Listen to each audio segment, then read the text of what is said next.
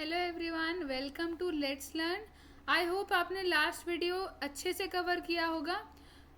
एक इम्पॉर्टेंट चीज़ जो I want to inform you that week second तक what we were doing is that we were covering activity questions along with the lecture.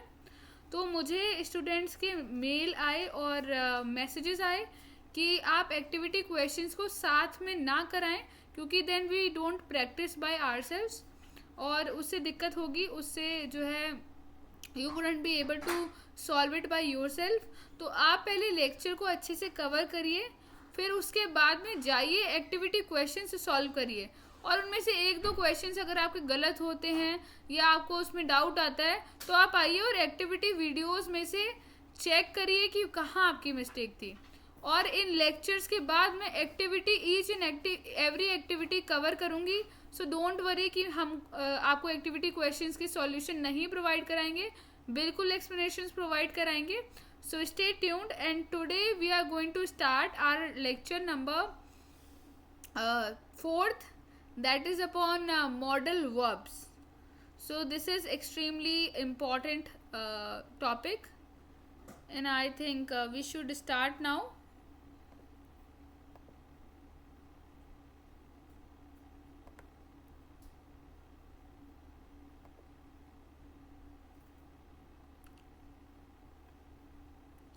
And I should say कि lecture number 3 है आज हमारा, because हमने 2 ही session week number 2 के cover किए हैं। So we are going to study the third part, and third part is modal verbs.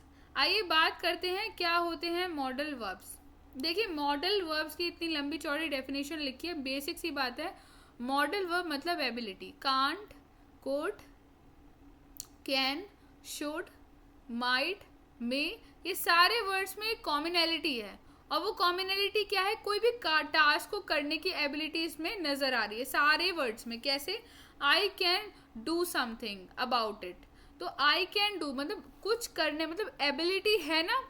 I might try music. Might मतलब you will do something, like you are showing the ability. I should follow the rules of the society. I should matlab this is also showing out ability. So all these modal verbs, what is the commonality in them is that they all show ability to do something. Okay, now we should read out the definition so that we can understand it a little better. Modal verb is a class of verbs that is used to indicate modality, that is likelihood, ability, permission, request. Likelihood मतलब कोई भी task को करने की कितने chances हैं, कितना likely है। I can, I might, I should, है ना। तो it is showing likelihood, like whether I am going to do that और नॉट। What is the likelihood in that? Ability, permission, request. A modal verb gives information about the function of the main verb that is governs. Basically जो काम हो रहा है उस sentence में, whatever work we are talking about, उसके function के बारे में, उसका फंक्शन कैसे होगा, क्या नहीं होगा, उसको गवर्न करता है मॉडल वर्ब। फॉर एग्जाम्पल मैं कहूँ आई कैन प्ले गिटार और मैं कहूँ आई शुड प्ले गिटार। सो इस सेंटेंस के में शुड और कैन को बदलते ही पूरा सेंटेंस बदल गया, है ना, क्योंकि शुड कुछ और रिप्रेजेंट कर रहा है एंड कैन कुछ और, बट दोनों में कॉमनैलिटी क्या है कि एबिलिटी शो कर रहे हैं। ठीक है, मतलब गवर्न करता है modal verb. Modals have a wide variety of communicative functions. Okay, such as can, could, shall, should, may, might, will, would, must और टू। बेसिकली इतने ही होते हैं। इंग्लिश मॉडल वर्ब्स के बारे में बात करें तो इंग्लिश मॉडल वर्ब्स कौन से होते हैं? Can, could, may, might, shall, should, will, would, ought to, must, need. They have some characteristic in common. They have no infinitive marker. ये बहुत इंपॉर्टेंट है, please listen to me carefully. Infinitive marker क्या होता है? I go to school, है ना, go to gate. अब can के बाद तो टू कैन नहीं होगा, कैन टू भी नहीं होगा। तो कभी भी infinitive marker in modal verbs के साथ नहीं लगते हैं। इन्फिनेटिव मार्कर मतलब to. To form the question, you invert the subject and the verb. Can you play the guitar? Now I say you can play the guitar. Now I changed it. Can you play the guitar? So when we want to create a question after it, we just, what we do, we switch the subject and the verb. Okay. To form a negative, we just add not. Not लगा दीजिए, then your negative is now created. They are followed by the word without to. To नहीं लगता है और verb से follow होते हैं. For example यहाँ मैं कह रही हूँ प्ले, तो ये वर्ब के साथ फॉलोड बाय हो रहे हैं, बट इसमें टू नहीं लग रहा है. They contract to these forms can't, could, shan't, shouldn't, won't, wouldn't, मतलब इनकी फॉर्म चेंज होती रहती है, but they are actually combinatory. What is a combinatory? That they shows ability. अब कैन को कैंट आई रोट, might को might not I wrote, but still the same thing is being represented. तो English modal verbs की हमने बात कर ली. After that now we are starting with shall और शैंट. जब शैल के साथ शैल नॉट लगा देते हैं तो इसको शैंट बोल देते हैं.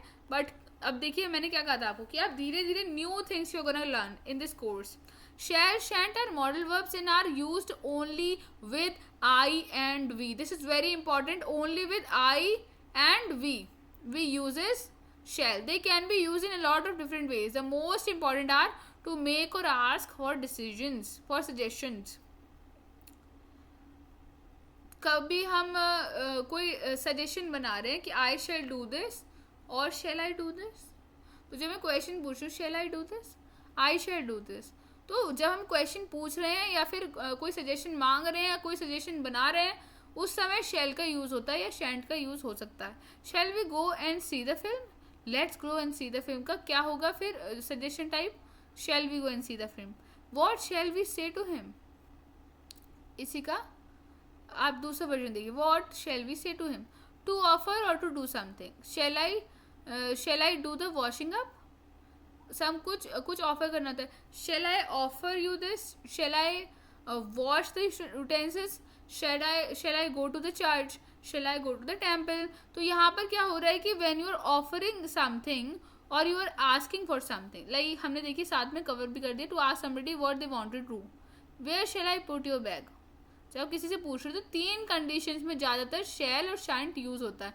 अच्छे से नोट्स को पढ़िए, you will be great at spoken English. In spoken English, I shall, we will, we shall, he will, they will are usually contracted to I will, we will, he will, they will. ठीक है, this is very clear.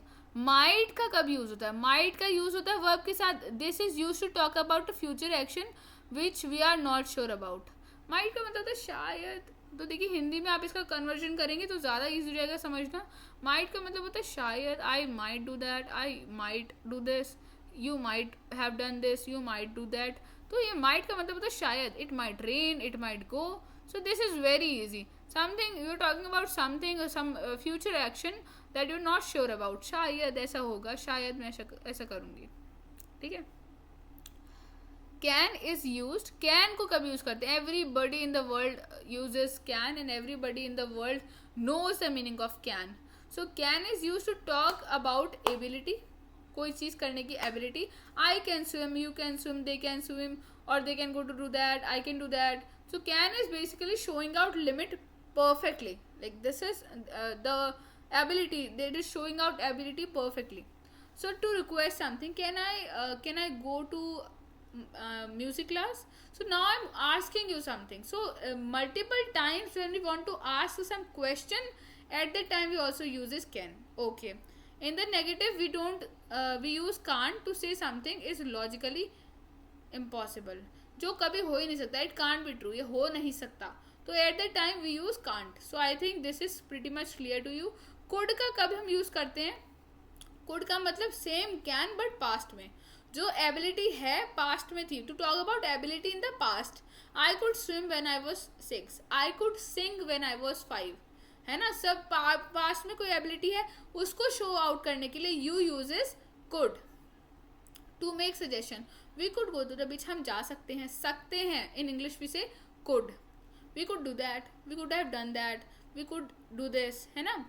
अब to ask somebody to do something, could you please tell me the truth this time. So here I am asking another person to tell me something. So could you, है ना, to ask for permission, could I leave the room? So when you're asking for permission or you are asking somebody to do something, that time you also uses could. To talk about a possibly in the present, he could be French, ऐसा हो सकता है. तो basically हो सकता है, होता था. These words we uses could for these sentences. Okay. may के ऊपर आ जाइए. might के लिए हमने बात कर ली, अब may के ऊपर हम बात करते हैं. To ask for permission formally, किसी भी चीज़ के लिए परमिशन लेनी हो तो हम फॉर्मली, जैसे हम नॉर्मली तो कैन बोल देंगे, फॉर्मली यानी कि in formal places when we are behaving professional, at that time we always uses may I talk to you for a second, may I ask her for the trip. So here you are asking somebody formally for something, so you uses may. I think this is clear to you. To talk about things in the future which are not certain, here you are talking about something which is not certain, शायद वाला चीज़ है. might और may में बहुत similarity है, तो उसका बहुत ध्यान रखें. like here is our might, but might और मे में क्या डिफ्रेंसिएशन है. माइट हमेशा फ्यूचर के लिए यूज होता है, ठीक है. To talk about thing in the future which are not certain. The weather may be lovely tomorrow. अच्छा, मे का हम परमिशन आस्क करने के लिए भी पूछ सकते हैं, और मे माइट दोनों ही फ्यूचर में लग जाते हैं, but may particularly it is not compulsory for the may to be there in the future only. Okay. might is used to talk about actions in the future which are not certain. We have talked about it already. अब shall के ऊपर बात करते हैं यार. shall के ऊपर, shall और shan't के ऊपर हम बात कर चुके हैं. and here we are asking, shall is used to make and ask for decision, to offer to do something, to ask what they want to do. okay, this we have already covered. should मतलब क्या होना चाहिए. when you want to use that particular term in your sentence, what should you do if you get sunburn. so what should, क्या करना चाहिए. so at that particular time we use should to make this suggestion. I think we should go home. मतलब basically आप ये term याद करिए, क्या करना चाहिए तब हम, जब हमें ये टर्म यूज करना है अपने सेंटेंस में. what should I do tomorrow, what should you do, नहीं, what you should know what should you do. तो यहाँ पर हम क्या होना चाहिए ऐसा क्लेम करें, what is right. तो here we use should. Ought to के बारे में बात कर लेते हैं. Ought to this is use in the same way और एज शुड. जैसे शुड यूज होता है वैसे यूज होता है. In the negative you usually say shouldn't, not oughtn't to. Oughtn't कुछ नहीं होता है. ऑटेंट हम कभी कह ही नहीं सकते. ऑटेंट का कोई मतलब ही निकल के नहीं आएगा. तो हम ऑटेंट ना बोल करके हम क्या बोलते हैं, शुडंट ही बोलेंगे. ऑलमोस्ट इनका मीनिंग सेम होता है, शुड का ऑट का. तो इसकी नीड क्या पड़ गई. This is usually normal verb which forms its negative and questions in the usual way. Do you need anything. I don't need to do anything. In the negative form what will say, we needn't to go immediately. okay, now we are going to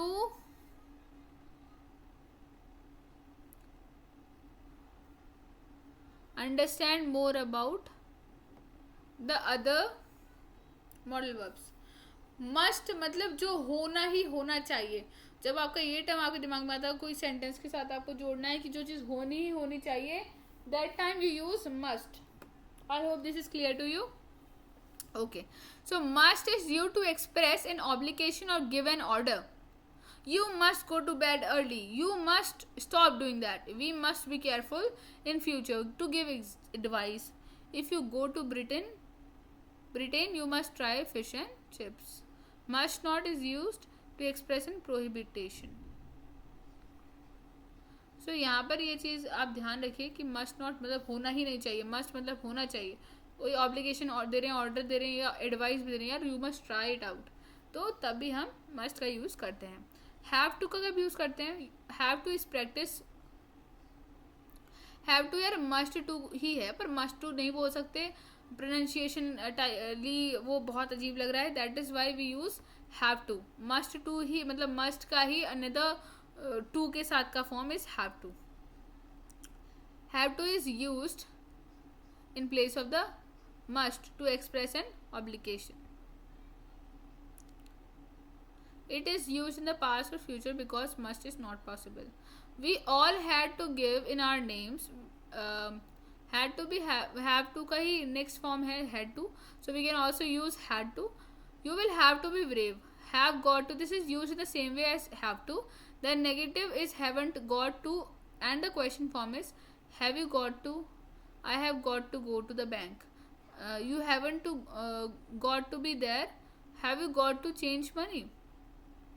तो I think this is clear to you. Same ही मतलब होता है have got to का have to के जैसे.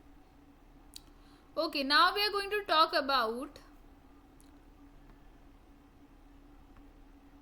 ये have to वगैरह के बारे में explain किया जा रहा है. Have to is different from all the things that we have covered now. Have to is a different thing. We have talked about it already. Must not और don't doesn't have to easy है यार. जो चीज़ बिल्कुल नहीं होनी चाहिए वहाँ पे must not लगेगा. जो बिल्कुल मना करे don't do that.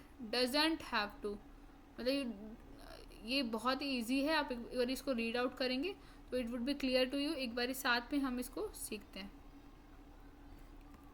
This form is more colloquial than have to and is commonly used when the obligation is at the moment of speaking.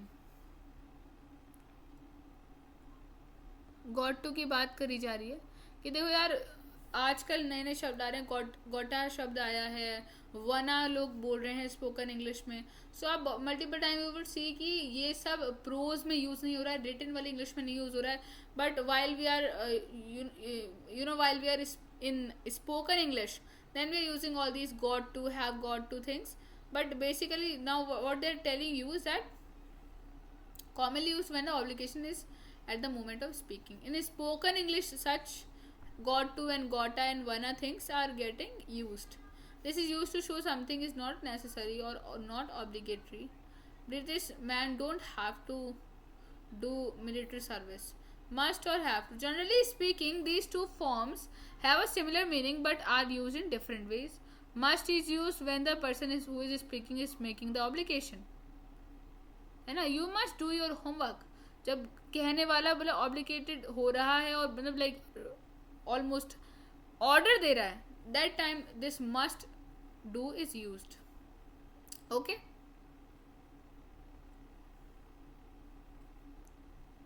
Generally speaking, these two forms have a similar meaning but are used in different ways. Must is used when the person who is speaking is making the obligation. Have to is used when the organization like the school or government imposes the obligation. You will have to have a visa to visit the USA. In that school, they have to do a lot of homework. But there is no exception. You will have to do something. है ना. Must not और don't doesn't have to के बारे में हमने पहले ही बात कर ली. These two form mean different things. Must not shows an obligation. ऐसा नहीं हो सकता. But an obligation not to do something. It is like can't. Okay. You must not smoke in here. मतलब इसका एग्जैक्ट मतलब कांट होता है. मतलब कांट मतलब कर ही नहीं सकते. मस्ट नॉट मतलब करना ही नहीं है ना. ऑलमोस्ट सेम ही. करना ही नहीं है और कर ही नहीं सकते सेम चीज़. अब करना ही नहीं है तो कर ही नहीं सकते. तो कांट का और मस्ट नॉट का ऑलमोस्ट एक ही मतलब निकल के आता है. यही ये आपको बता रहे हैं. Don't have to is used when there is no obligation at all. कोई ऑब्लिगेशन नहीं है मतलब करना नहीं है. Don't have to, you don't have to come मतलब you don't need to come.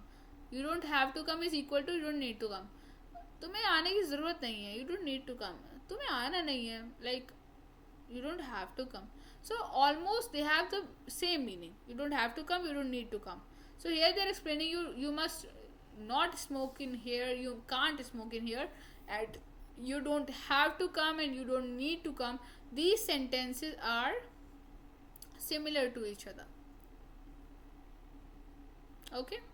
Useful phrases which are like modal verbs. Be able to, be allowed to. So these phrases are also behaving like modal verbs because they are showing the ability. Don't forget it that whatever we are talking about modal verbs, it is all about ability. It is all about ability. Be able to. This is used in the same way as can, but only in the sense of ability. He is able to walk now. Be allowed to. मतलब like be allowed to मतलब कर सकते हैं, तो it is also showing you ability. This is used in place of can or could to talk about permission, है ना. Permission की बात कर रहे हैं. Can I do this? है ना. You are allowed to do that. So are you getting it? It is in the same way. Used to plus verb. I used to play tennis और I used to play guitar. और यहाँ पर क्या हो रहा है, यहाँ पे यूज से यूज हो रहा है वर्ब के साथ में. तो this is also modal verb की form in the form of useful phrases. Use to के साथ कुछ लगा दीजिए, वो भी एबिलिटी शो कर रहा है. Used, I use to do that, मतलब कोई करने की एबिलिटी थी ना, तो that is why you use to do that. This is used to talk about state, situation or repeated actions, habits or routines that you did in the past but don't do now. Repeated action, she used to play tennis every week but now she plays football. I used to be very fat but I have lost a lot of weight. I used to live in Brazil. You cannot use this form in present. Okay. ये used to जो है, used to मतलब करता था, तो करता था already इसमें लगा हुआ है used to, तो इसे हम कभी भी प्रेजेंट में यूज़ नहीं कर सकते, है ना. और कभी हम इसे फ्यूचर में भी यूज़ नहीं कर सकते. हमें केवल हम इसे पास्ट में यूज़ कर सकते हैं. Don't confuse this verb with the adjective use to plus noun plus ing which means customized और फेमिलियर विद. जैसे हमने पहले भी बात कर ली थी कि टू के साथ में नहीं लगते हैं मॉडल वर्ब्स, है ना. तो ये कंफ्यूज मत होइएगा कि यहाँ पे जो टू लग रहा है, अभी तो मैम ने कहा था कि टू नहीं लगता, अब कहाँ से टू लगने लग गया, है ना. So that to I go to, है ना. I go to parlour, I go to school. तो यहाँ का टू मतलब जाना, टू टूवर्ड्स. तो यहाँ का टू जो the to that we are talking about, that is different from towards वाला to. We are not talking about towards वाला टू. तो टूवर्ड्स वाला टू नहीं लगता है, ये वाला to is okay. So you will have to understand the difference. With that, we have completed our lecture on modal verbs. I hope you have cleared all your doubts. Please practice the questions very nicely and please listen to the lecture very carefully. Last time जब live class थी तो I saw कि आप लोग ध्यान से नहीं सुने हैं lecture को. That is why some doubts were there. So you will have to listen to each and everything very nicely so that you can score great. And I wish you all the best. Keep preparing and let's meet in the next video. Thank you so much.